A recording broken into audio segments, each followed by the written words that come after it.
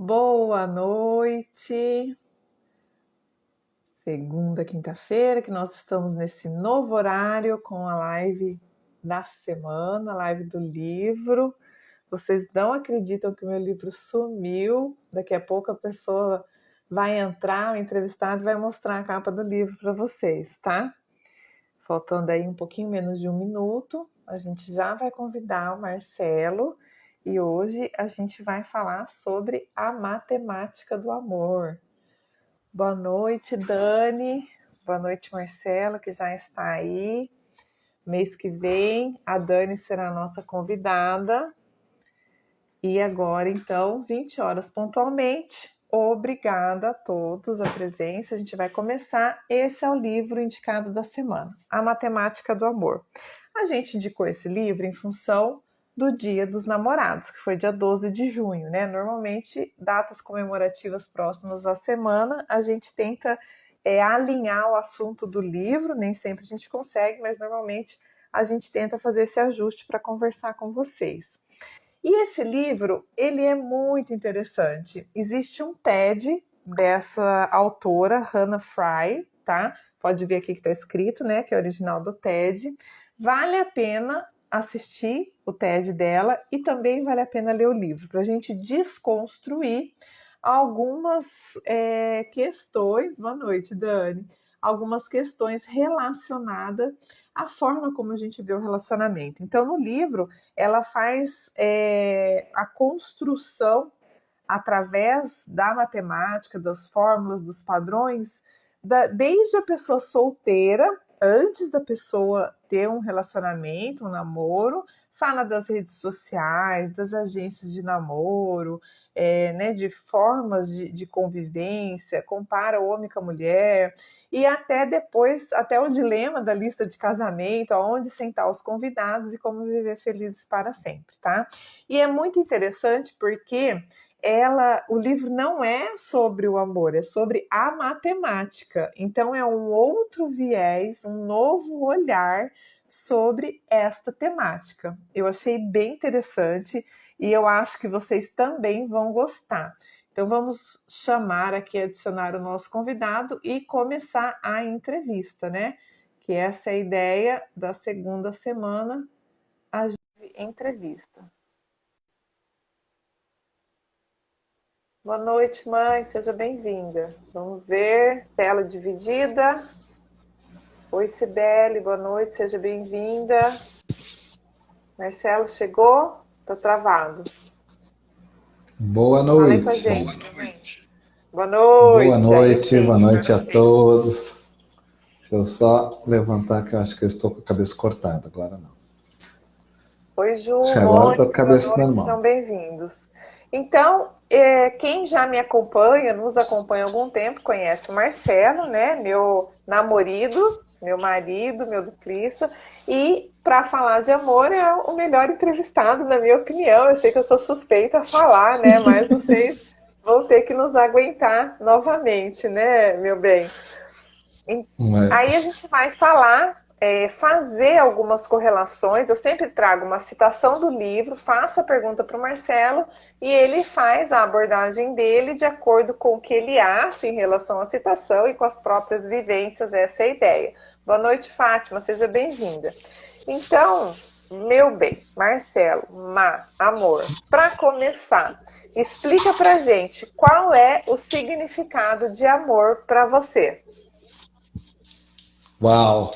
É uma pergunta que todos os filósofos ao longo da humanidade já pensaram em discutir, todos os artistas tentaram representar, desde a Mona Lisa e as artes mais antigas, e você me faz essa pergunta de abertura. Então, boa noite a Isso. E todos, não tente obrigado pelo nos enrolar, convite. hein, ó. Estou ganhando tempo aqui para pensar. Mas o amor, eu penso que ele é um sentimento muito peculiar que o ser humano ele consegue ter e conseguir, até certo ponto, expressar e viver. que é um sentimento de uma grandeza, de uma afinidade, de uma cumplicidade, de um carinho, de um afeto, de um querer bem, de um querer compartilhar a própria vida, compartilhar o seu mundo, o seu bem-estar, apoiar a outra pessoa que você ama, por quem você tem esse afeto, de respeito, de companheirismo, enfim. Então, acho que o amor, ele envolve todos esses sentimentos, sabe? Que é uma afinidade, um carinho, um respeito, uma admiração pelo ser amado a partir do jeito que ele é. Né? Então, o amor sincero, o amor verdadeiro, é esse afeto que é pela outra pessoa do jeito que ela é e não aquela idealização. Porque quando existe a idealização somente, eu penso que aí não é o amor, é a paixão. A pessoa, ela está apaixonada, ela, de repente, fixou uma determinada característica da outra pessoa e aquilo a envolveu e ela não fez nada. Quando sai desse transe da paixão, a pessoa fala, gente, mas a outra pessoa era assim? Nossa, eu achava ela tão bonita, mas ela não é. Então, o amor verdadeiro é esse sentimento que ele é retroalimentado a partir da própria vivência, do próprio compartilhamento de vida e das experiências. E essas vivências, esse compartilhamento de vida vai gerando esse afeto genuíno pelo outro ser, pela outra pessoa, pela outra consciência, no caso aqui, você me olhando assim, do outro escritório do outro. Mas assim, então isso eu penso que é o amor, sabe? É a gente querer o bem do outro e compartilhar o nosso melhor com o outro e não cobrar do outro aquilo que às vezes a gente gostaria que fosse, mas respeitar e aceitar a pessoa do jeito que ela é, com seus aspectos positivos, com seus aspectos negativos, enfim, com as suas batalhas, com as suas vitórias, com seus fracassos, nos momentos de êxito, nos momentos de insucesso também. Acho que tudo isso para mim sintetiza essa ideia do amor. E que talvez, mesmo assim, né, até parecendo poesia, não chegue próximo do que os grandes romancistas já falaram, de que um Balzac já escreveu, ou do que um Michelangelo tentou desenhar, e assim por diante, né? Então, acho que é uma vivência muito singular. Olha, gente, acho que o bichinho do amor picou, Marcelo. Boa noite, Larissa. Boa noite, Senhoria das Cores. Se você quiser que a gente fale seu nome, coloca aí pra gente, tá? Muito bem. Depois desse introito, né, a gente fica assim até quase sem jeito de continuar, mas vamos em frente que a gente tem até as 9. No livro, a Hannah traz a questão da matemática, tá? Boa noite, Almir. Ela fala que a matemática é o estudo dos padrões, que então ela ia tentar, né, colocar essa condição desse sentimento, que é o mais sentido do mundo, que ela fala, através de expressar e muitas vezes justificar e compreender como que a matemática pode ajudar. Você está travando, será? Está me escutando? Eita, Nise, boa noite, que bom. Seja bem-vinda. Parece que o Marcelo está travando. Gente, vamos ver aí que acho que já já ele volta. Boa noite, Almir. Pior que ele está longe, lá no escritório. Bem, se você estiver me ouvindo, você está travando? Quiser tentar vir para cá. Ah, eu coloquei no 4G. Vamos ver se melhora agora. Melhorou, voltou. Agora a gente está te ouvindo. Então tá. Isso, Ivan, e aí, então, você está falando aqui no livro... Então, eu estava trazendo que a Hannah traz que a matemática é o estudo dos padrões. E, por sorte, o amor, assim como a maioria das coisas da vida, é repleto de padrões. Então, ela está tentando, com esse livro, usar a matemática em favor dos relacionamentos, né? Então, com essa citação do livro, porque ela começa o livro assim, a matemática é estudos dos padrões, e aí ela discorre um pouquinho sobre isso e conclui. Por sorte, o amor, assim como a maioria das coisas da vida, é repleto de padrões. Você concorda que usando a matemática podemos ter uma perspectiva diferente sobre o amor em si, né? E a forma de nos relacionarmos com ele? Ou seja, você concorda que a matemática pode ajudar nos relacionamentos? Sim ou não e por quê? Né? Tipo prova de colegial, justifique a sua resposta. E exemplifique. Isso. Eu achei muito interessante esse capítulo, foi um dos capítulos que mais me chamaram a atenção, porque ela entra na questão de algumas fórmulas matemáticas, né? Então, ela fala do teorema de Drake, e que ele faz uma dedução de quantas civilizações inteligentes pode existir no cosmos, né? Então, ele propôs uma fórmula matemática para isso, ele fala, olha, vamos deduzir quantas galáxias possuem planetas, não, quantas galáxias possuem estrelas fecundantes que podem ter planetas no seu entorno que podem habitar vidas? Quantas desses planetas desenvolveram vida inteligente, o que a gente chama de vida inteligente? Quantas desses planetas desenvolveram tecnologia capaz de explorar o cosmos? Então ele chega à conclusão de que deve existir, considerando o tamanho do cosmos, que são bilhões de anos-luz que ele está aí, e a Terra é muito jovenzinha perante o cosmos, né, ele chega à conclusão de que deve existir infinitas espécies alienígenas no mundo. E aí ele faz aquela analogia, bom, se existem infinitas espécies alienígenas no mundo, essa mesma fórmula pode se aplicar no planeta Terra com mais de 7 bilhões de pessoas. Então aí ela usa essa parte da matemática, eu achei muito interessante essa analogia, que então ela começa a demonstrar, né? Então, quantas pessoas que vivem próximo daqui de Foz do Iguaçu e que estão solteiras, ou quantas mulheres, no caso, se for o homem pensando numa mulher, quantas dessas eu teria a possibilidade de ter uma afinidade? Quantas dessas que eu teria afinidade me achariam bonito? E com quantas dessas eu teria a possibilidade, eu gostaria de me relacionar e desenvolver talvez uma afeição? Então ela vai colocando isso e dá o exemplo dele, e aí ele chega assim em Londres com não lembro agora exatamente, mas lembro que era assim, 20 milhões de pessoas, por exemplo, de mulheres solteiras, ele chega a 26 possibilidades. Ela fala, mas...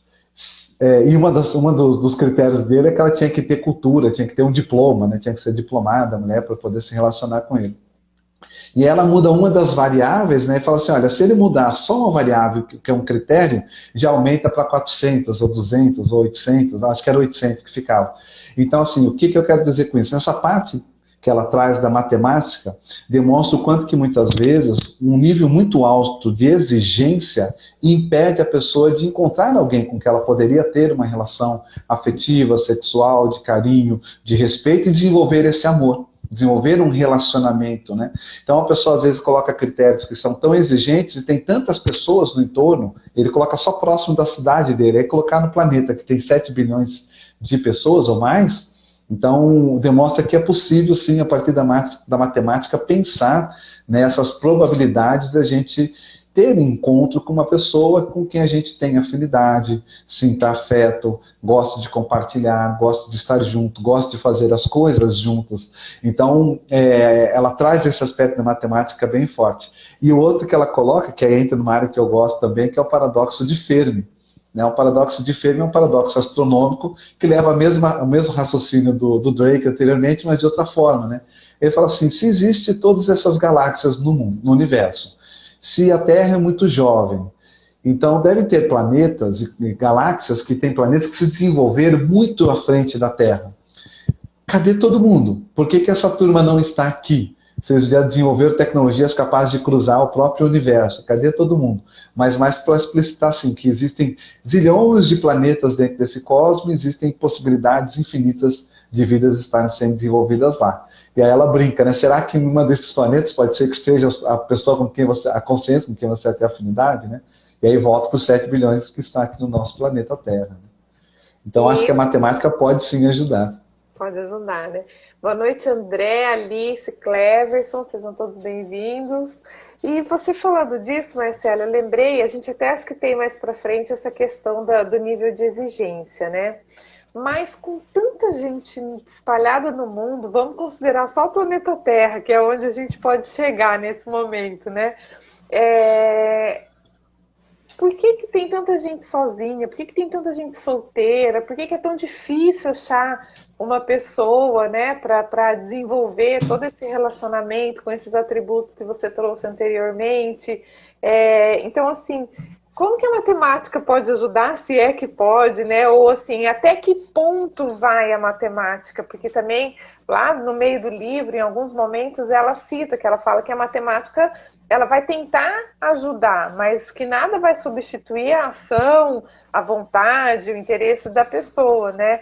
Você também acha que faz sentido? Tem a ver isso? O que você pode falar sobre isso, nessa questão, às vezes, do posicionamento? A pessoa fala que quer arrumar uma pessoa para viver o resto da vida, mas ninguém presta para ela. Ou a pessoa que fala que, né, sei lá, quer encontrar uma, né, vamos supor que seja um homem, quer encontrar uma mulher loira, de olhos claros, magra, de preferência rica, né? Então, assim, como que a gente consegue achar, né, uma pessoa para a gente conviver, para dividir, para desenvolver até um amor, um certo não, né, um amor verdadeiro, com esse nível de exigência, ou com esses padrões, ou às vezes até com essa expectativa só no outro, né, e deixando assim de lado, ou quase que tirando a nossa responsabilidade nesse relacionamento. O que você acha sobre isso? Esse não estava Eu no acho que script, né? Mas eu sei que você está preparado para responder isso. Eu acho que isso já explicita o aspecto da matemática, né? Como ela começa definindo, dando uma das acepções de matemática, que ela é a ciência dos padrões.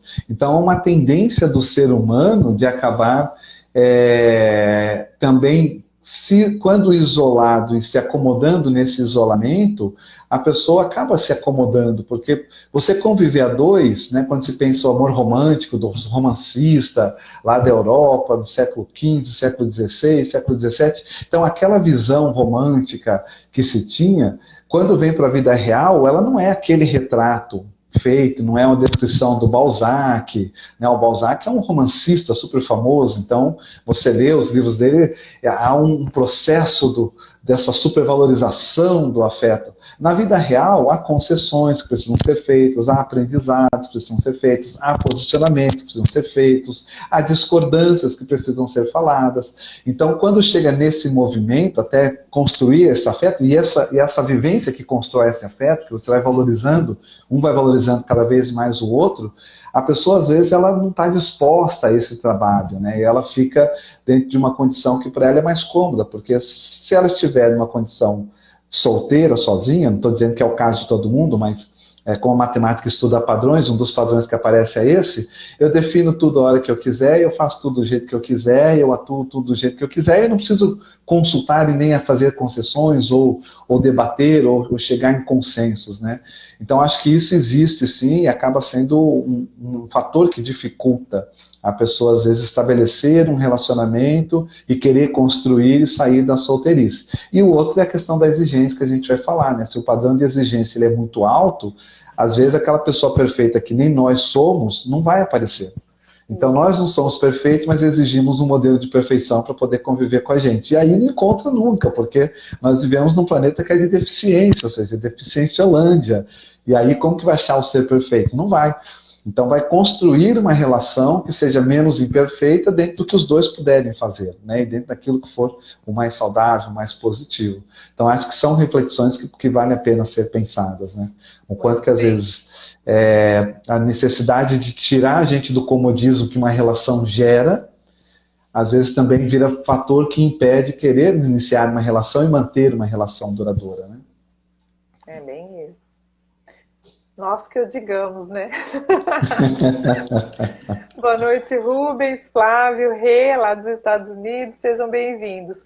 Falando aí na questão da exigência, aproveitando o gancho que você deu na sua resposta, eu vou trazer uma citação da Hannah que ela coloca no livro, né? Ela diz assim: diminuir só um pouquinho o nível de exigências de alguns de seus critérios teria um universo muito maior de potenciais companheiros. Ela está contando um caso que ela falou com a pessoa, ele estava falando que, né, não achava e tal, então é exatamente isso. A ideia dela é assim: se você diminuir só um pouquinho o nível da exigência, dos seus critérios, dessas variáveis que você colocou, o universo de potenciais companheiros seria muito maior. E aí ela afirma: exigências peremptórias que reduzem drasticamente as possibilidades de erro. Isto posto, na sua visão, existe uma pessoa especial para cada pessoa no mundo? Ou seja, é possível que todos estejam com alguém, ou a conta não fecha, a matemática não bate, não é exata, e tem gente que tem que ficar sozinho mesmo, porque não tem dupla, né, para todo mundo. Como é que você percebe e sabe, né, até pensando nos próprios números, em relação a essa condição? Né? Vale a pena buscar, vale a pena, porque existe uma pessoa especial que pode se encaixar nos seus padrões, ou é melhor abrir mão, viver para virar para semente, né? Igual eu falo, e deixa quieto. Como que você pensa sobre isso? É interessante, porque do ponto de vista da probabilidade, com 7 bilhões de pessoas no mundo, né, assim, as probabilidades de cruzarem os perfis diferentes, os temperamentos, a beleza, os traços, a forma de ser, é muito improvável que não tenha alguém que seja par de alguém, né, dentro desse planeta Terra que a gente está. Que pese as distâncias, que a gente tem 7 bilhões no planeta, mas a gente também não consegue se comunicar com 7 bilhões de pessoas, né? Porque tem gente lá na China, tem gente na Finlândia, gente na Rússia, gente na Austrália, gente na Ucrânia, gente em tudo que é parte do mundo. Então, você também não consegue ter contato e visualizar todos. Mas é interessante esse aspecto que ela traz da crítica do excesso de critérios, né? Então, quando a pessoa ela tira alguns critérios, isso já amplia o leque de possibilidades. E existem aqueles critérios que são irrevogáveis, né? Que ela também coloca, olha, tem critérios que são irrevogáveis porque são critérios às vezes que vão bater nos valores pessoais de cada um, né? Que pode afetar os seus valores. Então, a pessoa fala, não, eu não quero, para mim é um critério não dividir, compartilhar minha vida com uma pessoa que esteja envolvida com, sei lá, com narcotráfico, com alguma coisa, entendeu? Ela fala, não, para mim é um critério. Isso é um critério que já exclui uma série de pessoas que entrariam nessas possibilidades de formar um par, um casal, enfim, um casal romântico. E, por outro lado, às vezes os critérios são excessivos, né? A pessoa ela espera aquele príncipe dourado, aquela princesa dourada, e ela nunca vai chegar.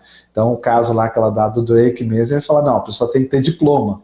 E aí, se a gente pegar no caso do Brasil, que a gente observe que aumentou muito, mas ainda é uma pequena quantidade, é um estudo muito pequeno de pessoas que são diplomadas. Então, observar esses critérios a partir, eu acho que é importante, dos valores pessoais. A pessoa com quem a gente vai se relacionar, provavelmente, muito certamente, não será perfeita. Mas quais são os nossos valores que balizam as nossas escolhas e que façam a gente achar interessante compartilhar a vida com essa pessoa?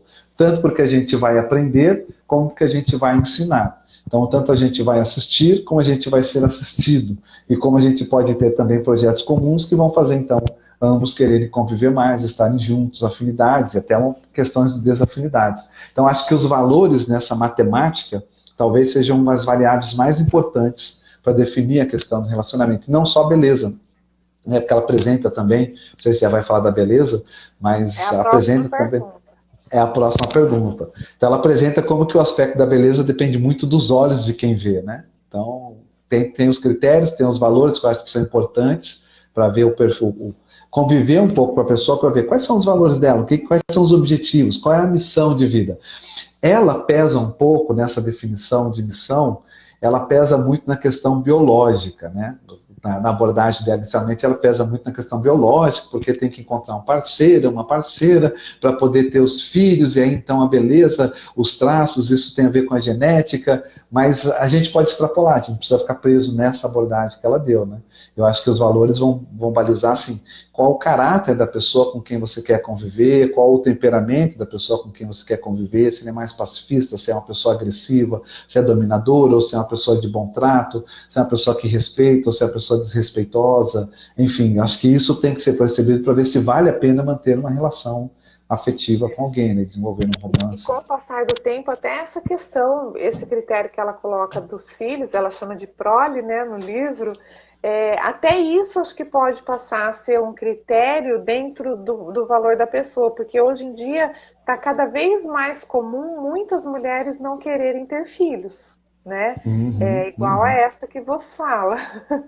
E quando isso acontece, é comum também a sociedade discriminar, às vezes a própria família, ou o parceiro quer ter filho, não compreende porque que a mulher não quer, e vice-versa, né? Também Aí vira acontece um da mulher conflito querer enorme, né? e o marido não quer, o parceiro não quer.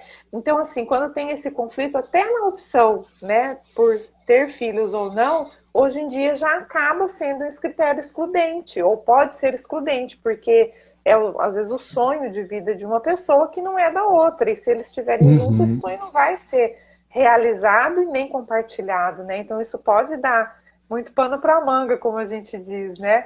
Boa Sim. noite, Ângelo, Keila, sejam bem-vindos. E tem um aspecto nisso que você falou, né, dos sonhos comuns, dos objetivos comuns, das missões comuns, que às vezes eu vi um amigo meu que ele falou assim, terminou um relacionamento, que foi um relacionamento longo, e falou assim, eu vivi o sonho da outra pessoa. Foi um sonho bacana, foi legal durante enquanto durou. Ele me avivava, me alegrava, era colorido, trazia matizes que eu não tinha no meu ser, ou seja, aquela pessoa me completava em certos aspectos, mas eu vivia o sonho da pessoa. Né? E nesse momento ele falou assim, agora eu quero viver o meu sonho. Então a pessoa, quando ela se perde nesse processo, né, e vira um conflito, porque o sonho de um sobrepõe o outro, asfixia a outra pessoa, o sonho da outra pessoa, isso já começa a dar problema na relação, e muitas vezes, se não houver uma reciclagem, uma mudança de ambas as partes, essa relação pode não ser duradoura, né? Então, esses objetivos comuns também, né, como você estava falando, eles são muito importantes. Porque senão fica o tempo todo um ambiente de conflito, um quer uma coisa, outro não quer, um quer uma coisa, não quer. E aquilo vai desgastando, e são esses pequenos desgastes que ao longo do tempo viram uma montanha insuperável. E aí chega no ponto que vem a cisão, vem uma decisão, né, uma necessidade de realizar uma cisão, e aquilo fala assim, mas como que chegou nisso, né? Foram vários conflitos pequenininhos, ou objetivos distintos, ou incompatibilidades, ou desrespeitos que se acumularam e se transformaram numa grande muralha intransponível. Né? Então é interessante você trazer isso. Isso aí. E aí a gente traz então a questão da beleza, que você já deu spoiler, né? A Hannah traz no livro, e ela fala isso no TED bastante também, que as pessoas veem a beleza de modo diferente, né? Tem o famoso ditado que a beleza está nos olhos de quem vê, né? Isso já é conhecido. E ela fala que cada um de nós tem realmente um ideal que é só nosso, é único, de modo que não existe solução matemática. Então ela coloca aí que essa condição também daquilo que a gente sonha, da idealização, né, como você trouxe do príncipe encantado, da Mulher Maravilha, está na nossa cabeça, de acordo com alguns padrões, às vezes até da nossa história de vida, alguma coisa relacionada nesse contexto. E aí a matemática perde, né, por esse ideal que está na cabeça de cada um e é muito singular. Então, a próxima pergunta é: a beleza realmente importa? É um fator determinante? É relevante? É atenuante? Como que você enxerga, o que você percebe, né, na convivência, com seus amigos, no trabalho, com outros colegas, outros casais? De fato faz diferença? Pode-se chegar a uma separação ou pode nem começar um relacionamento porque acha o outro até legalzinho, mas não é tão bonito assim. Como é que você enxerga essa realidade da beleza, da forma, né? Do mundo das formas, vamos dizer assim? Esse mundo das formas, ele interfere bastante. As pessoas ainda, elas olham o processo da beleza como uma variável importante, né? Talvez até por essa instintividade biológica desse corpo que foi forjado muitas vezes há milhões e milhões e milhões de anos para a sobrevivência, né? E como ela foca na visão dela mais, vamos dizer, determinística da biologia, de que tem uma missão de levar a prole. Mas assim, a gente vive num mundo contemporâneo que hoje as aparências elas são muito valorizadas. Né? Então, existem diversos estudos de Facebook, de Instagram, de outras mídias que apontam o quanto que as pessoas, às vezes, elas têm uma vida distorcida porque elas imaginam que, olhando pelas mídias sociais de outras pessoas, aquelas pessoas têm uma vida que não é condizente com a realidade. E aí vem os filtros. Então a pessoa tira uma foto, ela já coloca um filtro. E aí a outra vê aquela pele e fala assim, mas olha que pele de pêssego. né? Que coisa mais linda, não tem uma espinha, não tem uma marca, e é um filtro. Então, os padrões de beleza, eles interferem sim, pode chegar até níveis patológicos, né? Por exemplo, da pessoa querer parecer, fazer a transformação da Barbie, ou do, qual era o marido da Barbie lá? O, Bob, o, o Bob, não era o Bob, mas, enfim, que a pessoa faz a cirurgia para ficar igualzinho à boneca, né? E já se sabe que isso é um transtorno psicológico, psiquiátrico, enfim, não sei exatamente o CID, mas hoje essa condição da beleza e da aparência, que é uma superficialidade, eu penso que ela ainda interfere muito nos relacionamentos. Por outro lado, não deveria, porque, como ela mesma destaca, né, já foi feito estudo, o que seria a beleza perfeita? Então, os olhos 1,618 a mais do que a sobrancelha, o nariz, a boca. Então, tem toda uma matemática, que é aquela do Da Vinci, né, do desenho que ele fez, que é o Φ, a fórmula perfeita. A Mona Lisa, se pegar, ela tem todo um estudo matemático da Mona Lisa para parecer aquele quadro que forma aquelas filas enormes quando a gente chega lá presencialmente e fala, nossa, é isso? É o Kim, a Cris colocou aqui, o Kim, exatamente, o Kim. Então, assim, a gente se frustra por ver. Mas porque tem muita matemática ali, né? Então, até certo ponto, não deveria ser o fator principal. Nós vivemos uma sociedade de muita aparência, e isso hoje eu acho que pesa muito. A beleza, ela não é uma composição só dessa parte estética. Então, tem vários estudos da fisiognomonia que mostram, o rosto que ele é simétrico, o rosto que ele é assimétrico, se ele é mais pontiagudo, se ele é mais redondo, o que isso demonstra do temperamento das pessoas também, né? E aí que entra o aspecto talvez mais importante, que é o ser. Tem a forma, tem o frasco do perfume, mas tem o cheiro do perfume. Qual é esse aroma que sai dali? E às vezes dos menores frascos saem os melhores aromas, e não dos mais lindos e belos frascos que existem. Então acho que entender isso é muito viver, né? Então, e há estilo para todos os gostos nesse planeta. Vai ter pessoas que vão, de fato, querer só a forma, independente do conteúdo da pessoa que tem ali, porque não quer dizer também que a pessoa bonita não tenha conteúdo, não estou dizendo isso, mas que para ela o valor principal é a forma.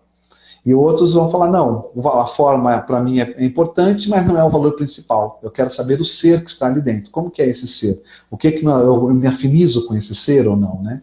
Então acho que isso talvez seja o mais interessante, equilibrar essas questões. E hoje a gente vê um desequilíbrio total. Ó, a Ju está colocando alguma coisa. A Ju colocou aqui, ó, acho que a valorização da beleza diminui com o passar dos anos.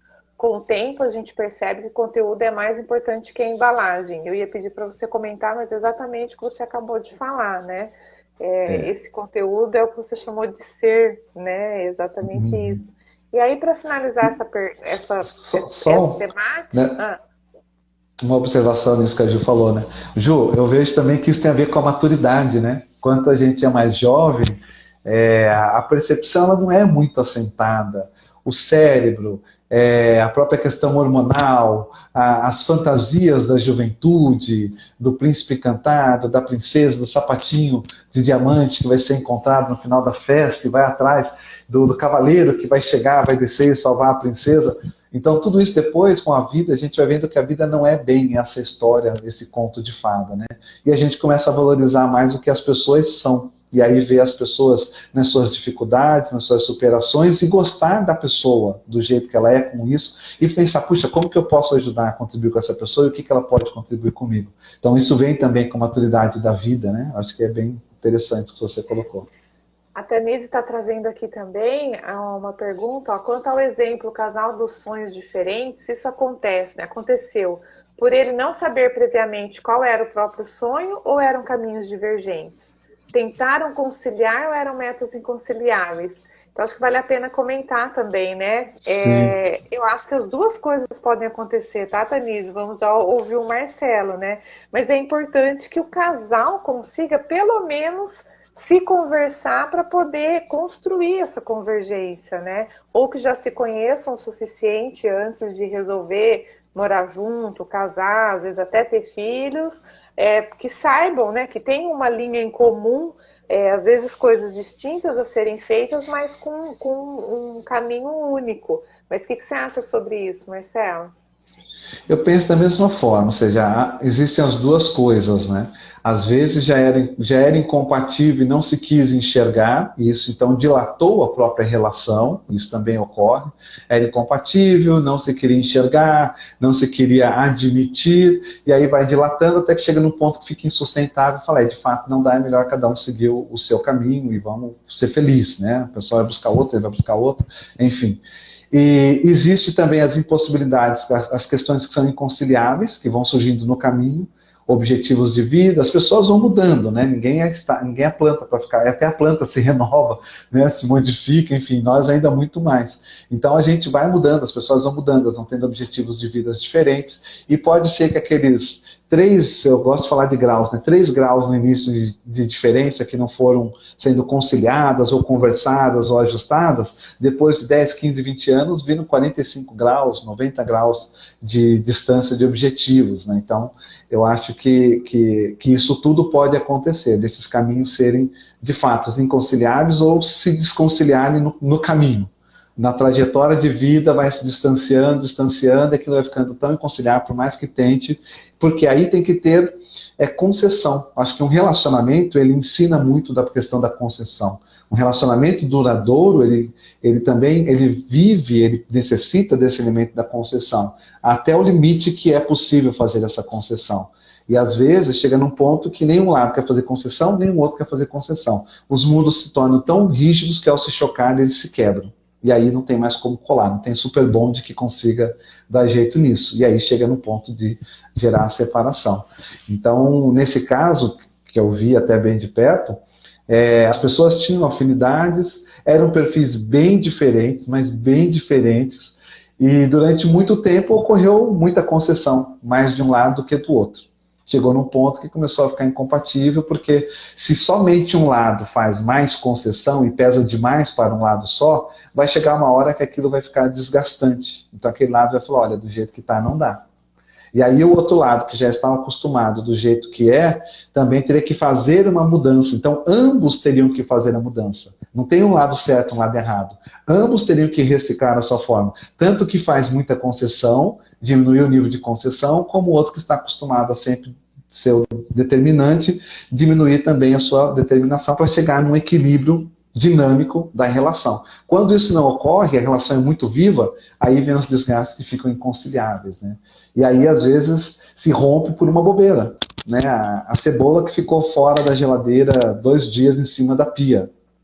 Então, mas o casamento acabou por isso? Não é o caso, tá? Mas dando um exemplo assim, caricaturando. Mas acabou por isso? Não, isso só foi a última gota que fez transbordar o balde, né? Então, na vida do que eu tenho acompanhado, visto, é mais ou menos assim, né? Só para deixar registrado, meu bem, nosso relacionamento nunca vai acabar por causa da cebola fora da geladeira, tá? Eu já te Ufa, perdoei até o ano 5000, tá bom? Que tá bom, conste aquela nos cebola que eu autos. esqueci ontem, então não é um problema. Não vai ser o problema. Mas você pode Ó, guardar, tá? Sempre que você lembrar e tá. quiser, pode guardar a cebola direitinho. Boa noite, Inês. Seja bem-vindo. Brincadeiras à parte, eu vou voltar aqui à questão do livro, né? Que ela vai trazendo esse crescendo do solteiro até o pós-casamento, né? O Viver Feliz para Sempre. E ela passa ali alguns capítulos, acho que são 3 ou 4 capítulos falando desse processo do encontro, né, de como achar a pessoa, fala dos sites de relacionamentos, da modernidade, da própria matemática ali, né, cruzando os perfis para poder dar o match mais perfeito possível. Então, eu vou trazer aqui uma citação dela e sigo com a pergunta, tá? Quando se trata de encontros, a opinião de ambas as pessoas é importante. Um encontro em que uma das pessoas se diverte como nunca, mas a outra conta os minutos para poder ir para casa, ou seja, para poder ir embora, é bem diferente de um encontro em que as duas pessoas apreciam o suficiente, né? Então também tem a ver com, acho que com isso que você estava falando aí, respondendo a pergunta da Tanise, né? De equilibrar e de não ser bom só para um lado o tempo todo e ruim para o outro o tempo todo. E aí a gente traz essa questão dos próprios capítulos dos livros, encontros pessoais, encontros virtuais, encontros arranjados, toda forma é válida, né? A gente está sozinho, a gente tem que sair dando tiro para tudo que é lado, é bom esperar um pouco, dar uma olhada, tem que pesquisar. Hoje em dia o online facilitou muita coisa, né? Você conversa ali com a pessoa, dá uma tateada antes de conhecer, senão nem precisa ter o trabalho, né? De estar ali cara a cara com a pessoa. O que você pensa disso tudo? Desde a antiguidade que a gente tinha, que conhecia na escola, pequenininho, conhecia a família, acabava casando, né? Um pai, os casamentos arranjados ali em função da própria história, até os dias de hoje. A modernidade dos sites virtuais, dos próprios amigos e parceiros que querem arrumar, né, um marido para outra, mulher para o outro. O que você pensa dessa confusão toda e como ficar centrado e como ir atrás e como a matemática pode ajudar nesse contexto? De fato, hoje existem muitos algoritmos, né? Se a gente voltar um pouquinho lá para trás, os algoritmos eles eram mais determinados e ocultos. Determinados por quem estava no poder e ocultos porque nem sempre todos sabiam por que aquele casamento acontecia. Então, as princesas que já eram prometidas desde criança para casar com determinado príncipe, porque aí iriam unir poder, domínio, terras, exércitos, riqueza, né? Então, as pessoas viam, pensando assim, as pessoas que estavam na plebe, olhavam aquilo e viam o casamento do príncipe da Escócia com a princesa da Inglaterra. E aí aquilo, então, era um movimento, e não precisa ir muito longe, né? Só a gente vê Lady Diana, os príncipes herdeiros lá da Inglaterra, quando vai casar, e aí fica o noticiário no entorno. Então, existem algoritmos por trás, né? Antigamente não eram tão revelados e tão claros, mas existiam interesses de jogos políticos, de poder, enfim, que queriam fazer aliança a partir do casamento, e é daí que nasce a ideia do próprio matrimônio também, né? Então, de constituir esses laços que não são consanguíneos e vão virar a partir de filhos, se o casal resolve ter filhos. Hoje, na modernidade que a gente está, que é uma modernidade mais líquida, onde a tecnologia da comunicação ela permite a gente estar aqui em Foz do Iguaçu agora e conversar com uma pessoa lá nos Estados Unidos, a Rita lá nos Estados Unidos nos acompanhando, enfim. As pessoas estão em diferentes locais e tendo contato, e se conhecendo e podendo se conversar. Então, hoje essa tecnologia ela permite isso, né? E não só a voz, mas a imagem.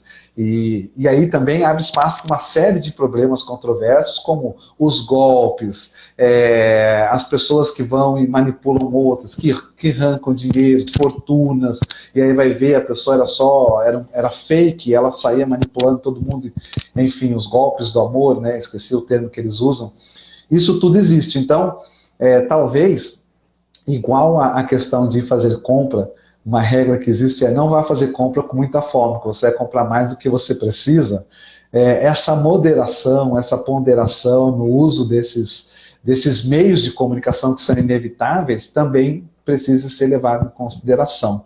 Né? Eu acho que a opção de sair dando tiro para todos os lados nunca é a ideal. Né? Por outro lado, existe todas essas formas que você falou. Às vezes é um jantar que está vindo um amigo, fala, vai vir um amigo meu, vou convidar ele para sair, e aí naquele jantar os dois acabam se conhecendo e é o amor da vida.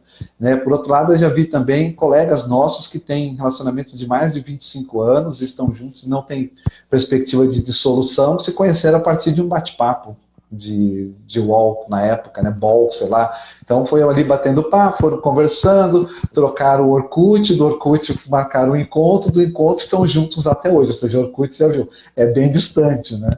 Mas hoje com a tecnologia tem que se dar muita atenção porque existe muita falsificação, né? As pessoas, elas colocam a cara que elas querem, elas usam a cara de outras pessoas, elas usam os bens de outras pessoas, elas usam o status de outras pessoas, e quando você vai ver aquele ser, não é nada daquilo. Então, não tem como fugir, porque o mundo está aí, né? A dinâmica da sociedade é muito viva, mas nesse novo momento tem que se ter bastante atenção para não se cair em nenhum golpe. E, por outro lado, pode-se encontrar, sim, uma pessoa com quem a pessoa vai ter uma grande afinidade, vai seguir a vida dela dali para frente também, né? Então, acho que a moderação, o equilíbrio no uso dessas tecnologias, ele é sempre indicado, né? E seguir aquelas regrinhas básicas de segurança, né? Nunca ter os primeiros encontros sozinho, ambiente público de preferência, com movimentação, então todas aquelas regras Uhum, básicas de segurança que a gente já conhece também, né? exato. Uma boa conduta, vamos dizer assim, a ser seguida, né? E muitas vezes também, você estava falando de amigos, né? Às vezes a gente até tem pessoas próximas, reais, que não são os encontros, né, online por enquanto, ou ainda, e às vezes a gente tem uma certa intrusão, né? Do amigo, com a melhor das boas intenções, querendo arrumar o namorado pra gente, a namorada pra gente, e acaba, às vezes, forçando a barra, ficando uma coisa constrangedora ali. Então a gente também tem que se Uhum. posicionar e ter esse cuidado. E quem é o amigo com a melhor das intenções, né? Eu às vezes entro nessa, de querer casar todo mundo, né? Tudo em nome do amor. Calma. Primeiro tem que saber se a pessoa Calma. quer. Às vezes a pessoa está sozinha por opção, é um período que ela quer, Uhum. né, cuidar dela, rever as coisas dela e tudo mais, entendeu? Dela, da pessoa, né? Depois, se ela quer, se você tiver proximidade, perguntar, fazer análise do perfil junto com ela, né? Senão, a Uhum. pessoa quer arrumar alguém, se chega, apresenta uma pessoa que é um ET, não é nada daquilo que ela É pensa, ter de não tem Varginha nada a para ver. ela. Exatamente. Então a gente também precisa ter esse cuidado, apesar da boa intenção, né? O Almir está E a aqui pessoa perguntando. também saber posicionar às vezes, né? Porque na boa intenção, às vezes, as pessoas passam o limite e acham que a vida do outro é praça pública, ou orelhão público, que todo mundo vai e usa. E a pessoa saber falar, olha, obrigado pela sua intenção, mas eu estou bem, nesse momento, né, e cortar e posicionar educadamente para também não ficar à mercê, né, da situação, porque às vezes as pessoas hoje elas tentam mesmo criar essas situações forjadas e que pode ser muito boa, às vezes vai ser ali o encontro da vida, o encontro do destino e às vezes pode não ser também. E como você falou, o momento da pessoa pode ser outro, né? Falar não estou para isso agora. Agora eu quero cuidar de mim, quero dar atenção para mim, quero gerar esse afeto comigo mesmo, né, melhorar, trabalhar minha autoestima, meu amor próprio. E aí, a pessoa estando bem, ela fica mais aberta até para poder encontrar uma pessoa que esteja nessa afinidade também, né? Então, bem destacado o que você Exatamente. falou. A Fátima está comentando aqui, ó, que isso realmente acontece. Boa noite, Ana Paula. Não sei quem que está pela Extra Com. Boa noite, sejam bem-vindos. E a pergunta do Almir. Com relação à diferença de idade, o que vocês acham? Almir, eu acho que a diferença de idade hoje, ela já deixou de ser um problema. Né? Anteriormente, eu acho que havia mais preconceito e até aquele estigma, né? Que o homem mais velho troca a mulher mais velha por duas de 20. Então, existia esse dito popular. Mas eu acho que essa diferença de idade hoje, ela já caiu muito. A nossa sociedade está muito mais acelerada. As pessoas estão com muito mais informação. Então, esse estereótipo ele está começando a ficar menos problemático. Eu não vejo problema desde que se tenha afinidade, que se tenha respeito, né, que a pessoa esteja numa idade compatível. Também não concordo com o que ocorre na Índia, que as pessoas casam com pessoas de 53 anos com meninas de 5 anos. Isso é totalmente abominável. Por mais que seja cultural, e é difícil a gente criticar as outras culturas porque a gente não vive, mas sob o meu ponto de vista, isso é totalmente errado, entende? Agora, às vezes a relação tem uma diferença de 20 anos entre as pessoas, e as pessoas ficam com preconceito, mas o que vão pensar? Não, a sociedade não está mais para isso. E as pessoas vão pensar igual, né? Querendo ou não querendo, as pessoas vão pensar que elas têm cabeça, as redes sociais existem, as vizinhas e os vizinhos vão conversar a respeito, os colegas e as colegas vão falar mesmo, e aí se a pessoa também for dar atenção a isso, ela não vive a própria vida, né? Eu acho que o mais importante é essa conjunção dessas duas pessoas, ver se há afinidade, se há interesse, se há compatibilidade, se é sincero, se é autêntico, se há disposição de construir uma relação, né, sadia, positiva, onde ambos cresçam. E aí a diferença de idade eu não vejo como um grande problema, não.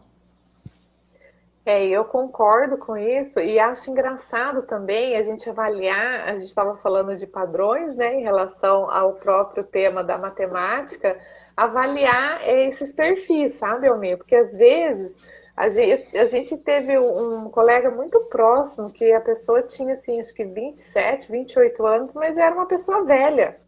A cabeça era de 65, sabe? Pensava, falava igual uma pessoa mais velha, mais, né, mais madura, assim. E da mesma forma a gente vê, eu também tenho contato com pessoas de 75, quase fazendo 80 anos, que parece uma criança, entendeu? Um adolescente, né, querendo pegar todas as menininhas, às vezes né, a mulher querendo ainda, pensando, tipo, a história das Maria Gasolina, né, então, assim, a pessoa idosa querendo pegar o garotão e tal, então são coisas, assim, que biologicamente a idade está contextualizada, mas comportamentalmente, se é que eu posso dizer assim, o perfil, ele está deslocado, então a gente precisa considerar isso também, né, mas eu penso que um relacionamento, ele não deve deixar de existir ou ser desfeito só em função da idade, né? De um ser mais velho que o outro, tem que conhecer mesmo assim a pessoa, avaliar esse perfil, a maturidade, esses objetivos em comum, né? O que cada um quer para a vida, o que cada um pode proporcionar para o outro em relação a ajudar o outro, né? As suas conquistas, o respeito, todos aqueles sentimentos que o Marcelo trouxe lá desde o começo. Certo, Almir? Se for alguma dúvida, você volta aí que a gente responde. A Fátima está fazendo alguns comentários aqui, meu bem. As pessoas não podem ver uma mulher só, uma mulher sozinha, né? E ela afirma que coisa boa para o amor próprio é sair para um bar, um restaurante sozinha. E é engraçado, Fátima, a hora que eu li o seu comentário, Marcelo ainda estava respondendo ao Almir, eu me lembrei quanto que a nossa sociedade ainda é preconceituosa, né? Quando a gente sai sozinha.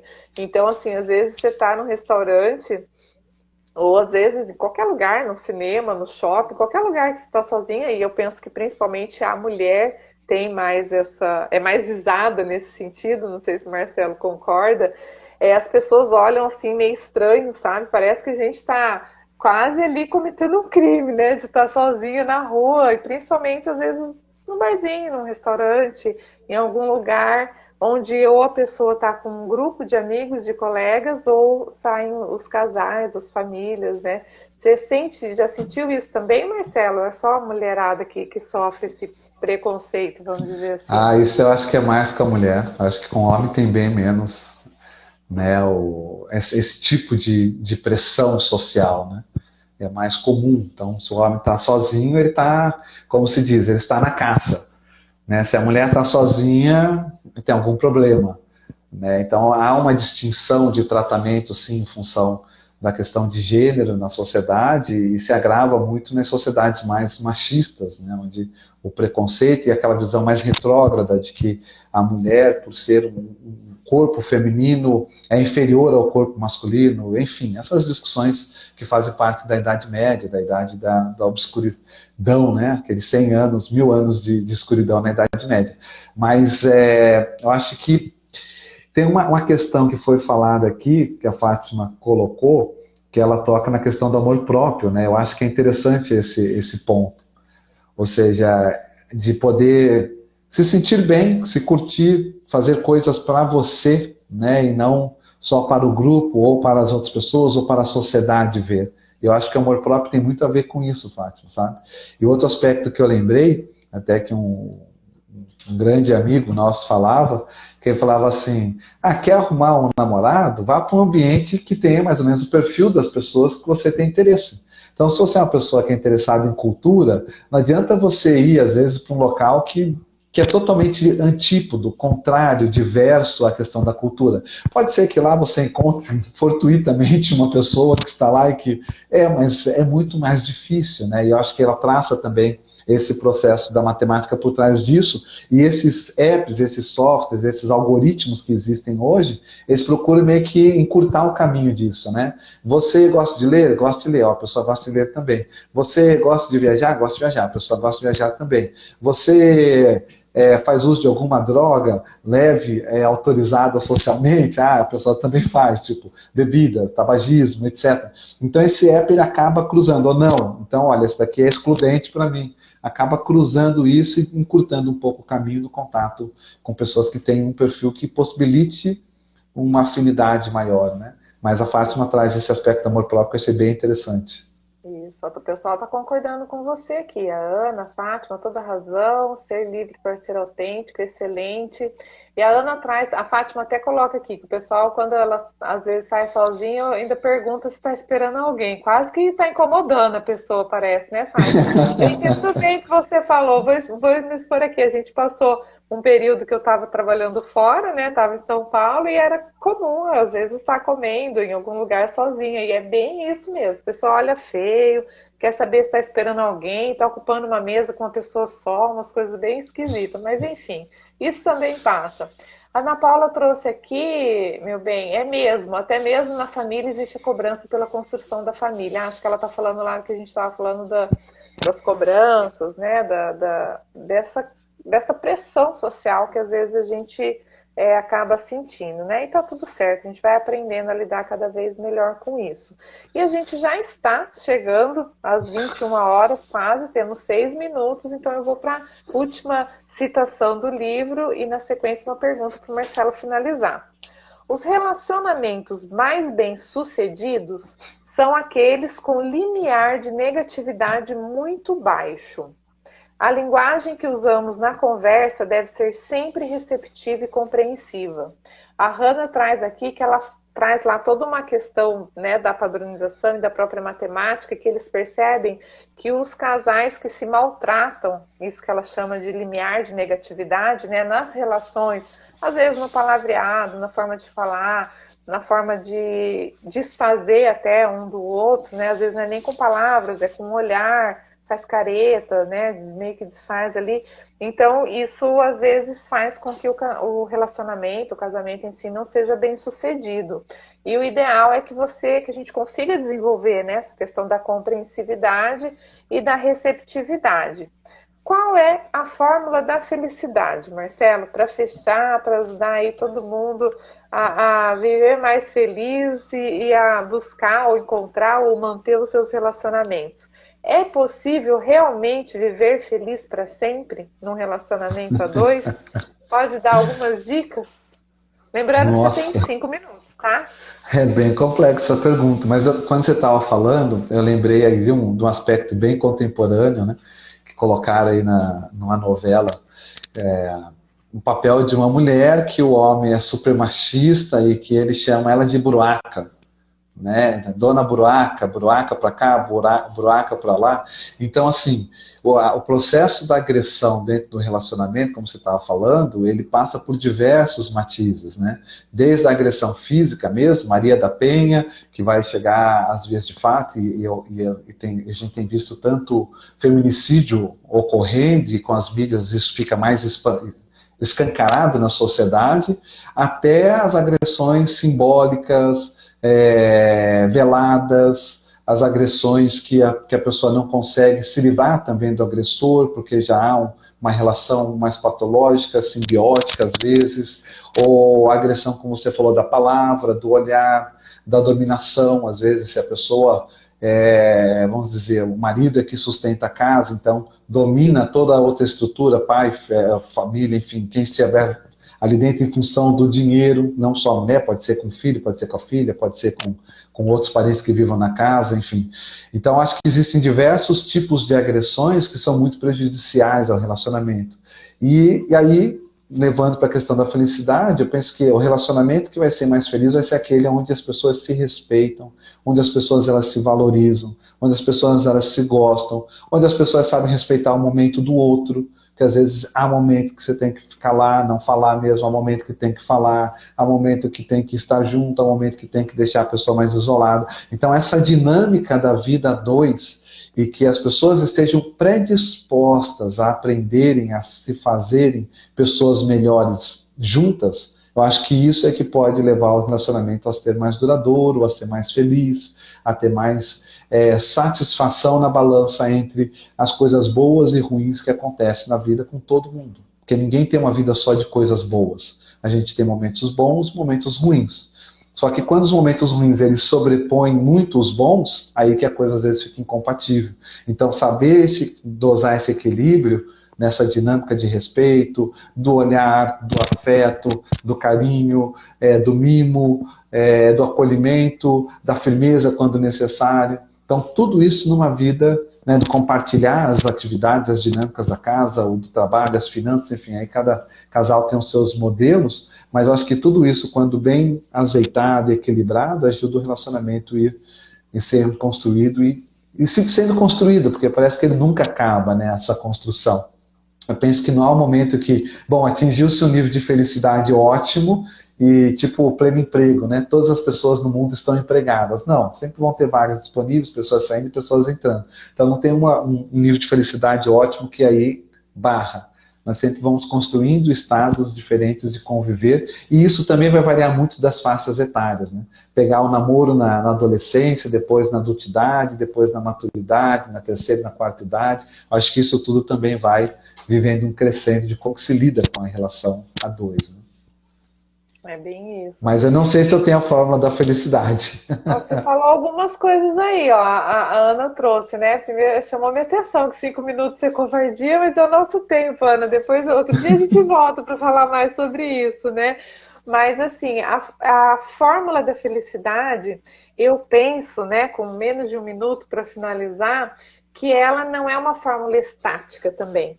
Né? Então, elas são, vamos dizer assim, mini fórmulas, e a Hannah ensina isso no livro, você diminuir, né, uma grande meta em metas menores para poder chegar à grande conquista. Então, eu penso que isso tudo que você falou da convivência diária, dia a dia se constrói um relacionamento duradouro, né? Não existe relacionamento duradouro que varinha mágica e 10 anos se passaram e a gente não conviveu. Então é dia após dia, são momentos, né? Eu poderia dizer que a fórmula da felicidade é você construir felicidade todos os dias, independente do dia bom, do dia ruim, seguindo aí essa condição de respeito, né, do outro, nessa condição aí. Então, gente, super obrigado. Acabou o tempo. Vou deixar para o Marcelo falar um tchau. Mas quinta-feira que vem a gente está aí. Até segunda eu publico o livro da semana. O mês que vem é a Dani, que vai estar com a gente na live entrevista. Não vou dar spoiler do livro, só na semana. Mas a gente agradece a participação de vocês, tá bom? Beijo grande a todos. Bom fim de semana aí. Até quinta-feira que vem. Esquece de despedir, Marcelo? Sim, agradecer o convite novamente, a possibilidade era para a gente ter feito essa live no Dia dos Namorados, né? Mas não foi possível, a gente fez agora, muito agradável, muito positivo, agradecer a presença de todos, a participação. Vou estar presente na da Dani, que eu quero ver, Dani Miari, aí no próximo mês. E um abração, um beijão para todos e vamos em frente construir felicidade. Que nós nascemos e viemos aqui para ser felizes. Perfeito. Obrigada, gente. Bastante gente agradecendo, o pessoal falando que a gente tem que falar mais desse tema. Eu vou procurar mais livros para a gente falar cada vez mais de amor, de relacionamento. Obrigada, beijo grande e até semana que vem.